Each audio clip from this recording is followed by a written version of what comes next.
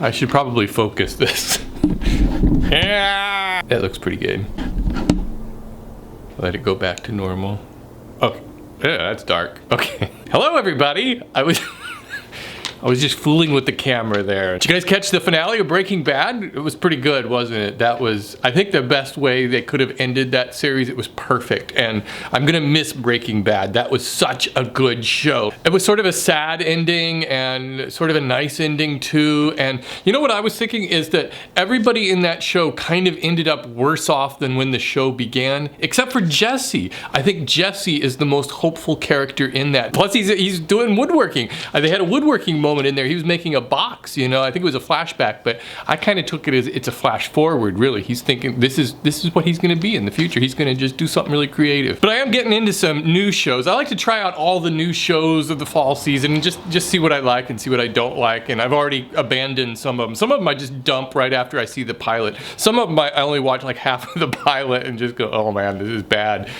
But the one that I think I like the most is called The Goldbergs. If you haven't seen The Goldbergs, check it out. It takes place in the 80s, and it's kind of like the Wonder Years, a little bit like Malcolm in the Middle, which also features Bryan Cranston. Remember him in Malcolm in the Middle? I also like Brooklyn Nine-Nine. I think that is promising. The Adam Sandberg police comedy. That one's kind of funny. Oh, and there's a new Robin Williams show out called The Crazy Ones. If you get a chance, check it out. He runs an ad agency with his daughter, Sarah Michelle Gellar.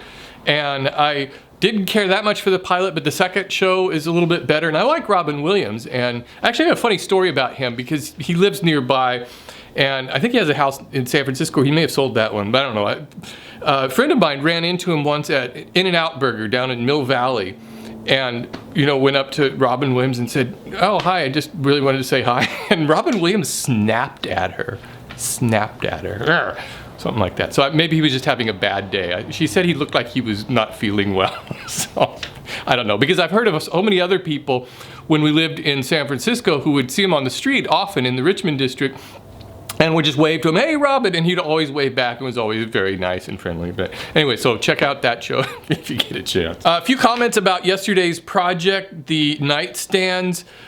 First of all, Tim, I just got an email from Tim right before I started to shoot this, and he was asking about the top of it to make it bigger. When I decided I didn't want it the same size as the sides, he said, why not just add some wood around the edges? And of course, that's a great idea. That's what I did on my coffee table and my credenza, which are kind of in that similar style. I used solid cherry edging on it. But on this, I just decided to use the iron-on edge banding, which I think works out fine. I think iron-on edge banding gets a bad rap too, because I've used it a lot. For many years I've used iron-on edge banding, and I've never had it peel off or chip, or it's really strong. So I liked it. It looks good. It makes plywood look like solid wood. Whenever I use plywood, there's always this curious phenomenon of people who wonder why I didn't use solid wood. And I don't know. I mean, if you want to use solid wood, use it. I have a very short time to make a project, and like these two nightstands here was kind of a big project. And Monday I spent the day just kind of designing it in SketchUp, and then Tuesday I had to get plywood for it, or I had to get all the wood for it, and I couldn't do that until the traffic rush hour died down, so I didn't get all of that until about noon. And then I started cutting the pieces on Tuesday, and then I only had Wednesday and Thursday to work on the project. And I had to edit the whole video and everything on Friday morning. I just kind of wanted some nice looking nightstands. And realistically, who sees nightstands except you and your wife and anybody else who might go into your room? But nobody really sees anything that you put in your bedroom. It could be a dump. You could be a hoarder. Your whole bedroom could just be a trash and nobody would see it. Just keep the rest of your house looking nice. Okay, a lot of people have been asking me why I covered up the brand names of my tools in this most recent video. I assure you there's nothing conspiratorial about it. There's nothing mysterious. The fact of the matter is, I would like to establish a relationship with tool companies for advertising on the show. I'd be more than thrilled to talk to you about sponsorships or anything like that. But until then, I don't think it's fair for all of the regular people who have been supporting the show financially, especially recently when I've been doing this whole Subbable campaign, and all of you people aren't getting any form of free advertising. So it's just not fair. So thank you for asking, and that's all there is to it. And again, I thank you for all of your support. And if you're a tool company, let's talk. Oh, I want to acknowledge a few people who sent me mail, actual snail mail. Matt Christians, hi Matt, thanks for your letter. Oh, and I wanted to thank, and I also have a question for John. I assume it's pronounced Jean in Finland. I got this letter from him, and I can't pronounce your last name. It's something like that.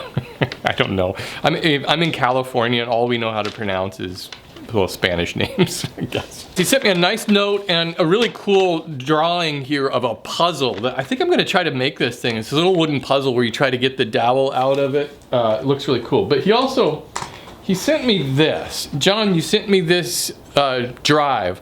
I've never seen this kind of drive before. He said it's from a Nokia phone, I suppose, but I don't have anything to plug this into. If anybody has, you know, some way to do that, it's smaller than my SD card reader or anything like that, and I've tried. I've got several of them on my computer, but none of them would work. So I'd love to see what's on here. Looks like he sent me some videos and stuff. So sorry about that, but thanks anyway. Lastly, really big one I want to thank is Eric Pennywell. You know what Eric Pennywell sent me? Check it out! The spindle sander. It was the biggest surprise I could have imagined. All of a sudden, the UPS guy left a package at the door, knock the door, and run away. Why do they do that? My UPS guys, they always knock on the door and then they run, and then I come out and there's a box sitting there. But it was from Eric, and he sent me this spindle sander just out of the blue. He said that he was kind of feeling for me because I had to use my little spindle on my drill press, and he said here's a proper one. So that was a great gift. It's a Shop Fox brand spindle sander, and it seems to work out really well. It's got nice little spots to store all of the stuff, but I'm kind of thinking about making a dedicated stand to it that I can roll around and use. So totally awesome. Thanks a bunch, Eric. This is my outro. This is my outro. Jazz hands. I hope you like the show. Yeah.